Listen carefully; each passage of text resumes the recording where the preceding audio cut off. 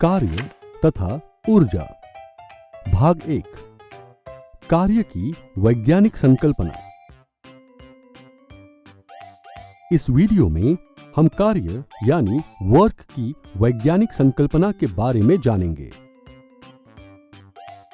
मान लो कि किसी दिन तुमने अपना सारा गृह कार्य खत्म कर लिया है और अचानक तुम किसी को यह कहते हुए सुनते हो कि तुमने अभी कोई कार्य नहीं किया है। शब्द कार्य का हमारे दैनिक जीवन में और विज्ञान में बिल्कुल अलग अलग मतलब है। तुम्हें क्या लगता है कि कार्य असल में क्या है? अब कुछ घटनाओं को देखते हैं जिन्हें हम तो कार्य समझते हैं, लेकिन विज्ञान इन्हें समझता है कि कार्य नहीं किया गया है। तुम कार को धक्का देने की कोशिश करते हो, लेकिन कार 1 इंच भी नहीं चलती है।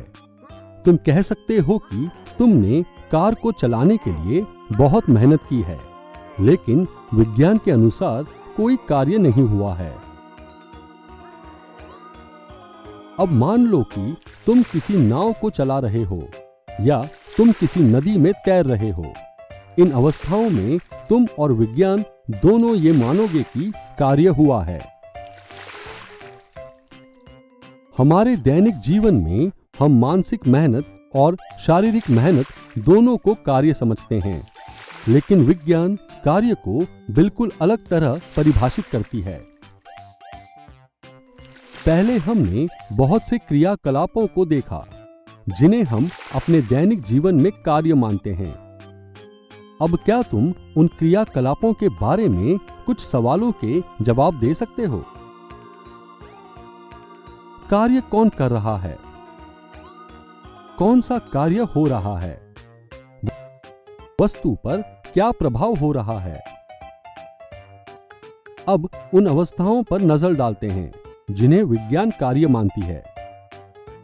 तो यहां कार्य हो रहा है क्योंकि तुम फुटबॉल पर बल लगा रहे हो और ये विस्थापित हो रही है। इस अवस्था में कार्य होने के लिए 2 चीजों का होना आवश्यक है। 1, वस्तु पर बल लगना चाहिए। 2, वस्तु को विस्थापित होना चाहिए। यदि इन दोनों में से कोई चीज नहीं होती तो विज्ञान के अनुसार इसे कार्य का होना नहीं माना जाता है।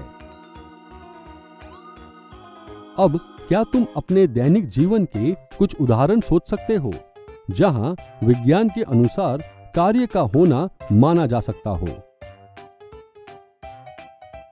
अब एक आसान सा क्रियाकलाप करते हैं और किए गए कार्य के लिए गणितीय सूत्र निकालते हैं।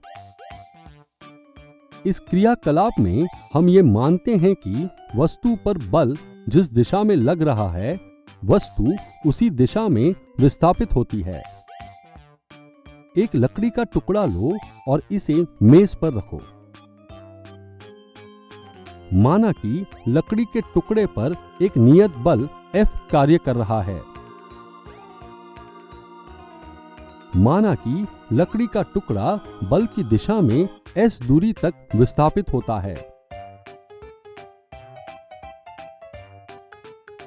माना कि यहां कार्य W होता है। यहां किया गया कार्य W बराबर बल गुना विस्थापन बराबर F गुना S। इसलिए किसी वस्तु पर किया गया कार्य बल के परिमाण तथा बल की दिशा में चली गई दूरी के गुणनफल के समान होता है। कार्य में सिर्फ परिमाण होता है, दिशा नहीं होती। कार्य का SI मात्रक न्यूटन मीटर है, जिसे जूल कहा जाता है। तुम्हें क्या लगता है किया गया कुल कार्य क्या होगा जब लगने वाला बल 0 हो या वस्तु का विस्थापन 0 हो? तुम्हें क्या लगता है कि कार्य हमेशा धनात्मक होता है या ऋणात्मक कार्य जैसा भी कुछ होता है? अब ये देखने के लिए कुछ उदाहरण लेते हैं कि किया गया कार्य हमेशा धनात्मक है या नहीं। मान लो कि एक लकड़ी के टुकड़े को मेज पर क्षैतिज रखा गया है और इस टुकड़े से एक धागा बंधा हुआ है। यहाँ टुकड़े का विस्थापन लगने वाले बल की दिशा में है। अब हम धागे को खींचते हैं। इस अवस्था में किया गया कार्य विस्थापन तथा बल के गुणनफल के बराबर होगा। इस अवस्था में कार्य धनात्मक है। माना कि एक कार एक समान वेग से बाईं से दाईं ओर चल रही है।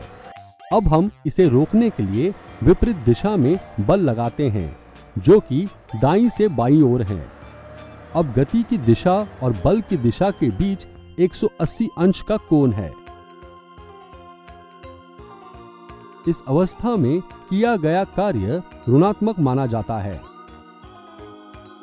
किया गया कार्य हो सकता है F गुना -S या -F गुना S।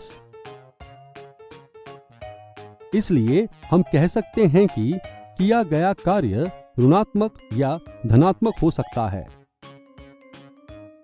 किया गया कार्य तभी ऋणात्मक हो सकता है जब बल विस्थापन के विपरीत दिशा में कार्य कर रहा हो, और किया गया कार्य तभी धनात्मक हो सकता है जब बल विस्थापन की दिशा में कार्य कर रहा हो। अब सामान ले जाते हुए इस कूली पर नजर डालो। तुम्हें क्या लगता है, गुरुत्वाकर्षण के विरुद्ध इसने कितना कार्य किया होगा? यहां बल विस्थापन की दिशा के लंबवत कार्य कर रहा है। इस स्थिति में किया गया कार्य 0 होगा। इस वीडियो में हमने कार्य यानी वर्क की वैज्ञानिक संकल्पना के बारे में जाना। अगले वीडियो में हम गतिज ऊर्जा के बारे में जानेंगे।